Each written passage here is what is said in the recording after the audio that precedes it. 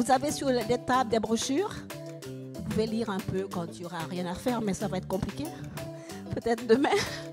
Et vous pourrez voir dans cette brochure, c'est un survol de ce qu'on a fait depuis 10 ans grâce à vous et qu'on espère continuer encore autant qu'Haïti aura besoin. À mon avis, c'est encore parti pour longtemps.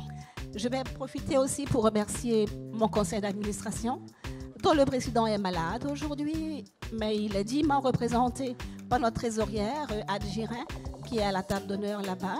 Je remercie parce qu'il faut un conseil d'administration à une ASBL, non seulement pour les conseils qu'ils amènent, mais aussi pour une crédibilité. Donc, dans notre conseil d'administration, nous avons une grande trésorière, Anne Girin. Nous avons l'ancien recteur Bernard Rentier et d'autres personnes qui nous aident. Evelyne Demarche, qui est notre vice-présidente, aussi présente depuis 10 ans, depuis le début, et Evelyne est avec nous.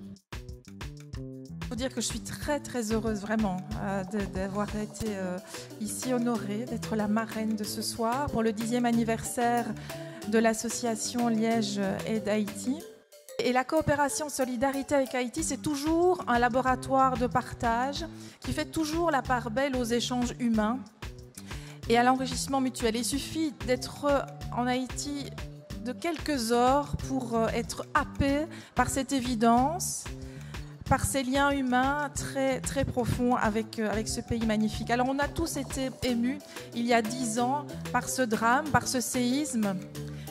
Et la coopération, la solidarité internationale nous a aussi frappé, ça a frappé les esprits et parfois critiqué d'ailleurs cette coopération, cette solidarité nationale et parfois de courte durée. Mais à contrario, toutes les actions de l'association Liège Aide Haïti sont des actions qui s'inscrivent dans la durée. Et ça fait sens et ça mérite vraiment d'être salué. Et depuis 2015, l'association aide un projet de renforcement de la qualité de la formation professionnelle dans le secteur du tourisme et de l'hôtellerie. Grâce à l'expertise des professeurs des écoles d'hôtellerie de la Fédération Wallonie-Bruxelles, eh bien, ils renforcent une école d'hôtellerie, Marie Auxiliatrice, et qui a permis à cette école de justement renforcer la qualité de ses formations et d'être référencée en Haïti. Et j'y suis allée, j'ai eu la chance d'y aller et j'ai pu constater que cette école, elle est dans une zone très défavorisée de Port-au-Prince, une zone dangereuse, la Saline. Et donc soutenir une école qui crée comme ça un espace de stabilité sociale et d'espoir pour les jeunes de ces quartiers défavorisés, eh bien vraiment bravo, parce que c'est ça aussi, en plus de la formation, c'est cette stabilité sociale dans le quartier. Ketli a voulu associer aussi un hôtel, l'hôtel Caribé l'année dernière, pour des formations sur place dans les hôtels. Donc vraiment, ces jeunes trouvent du boulot. Ils trouvent du boulot à Port-au-Prince, dans les meilleurs restaurants, les meilleurs hôtels. Et ça, c'est vraiment du concret. Et c'est pour ça qu'on doit les féliciter pour la qualité de la formation.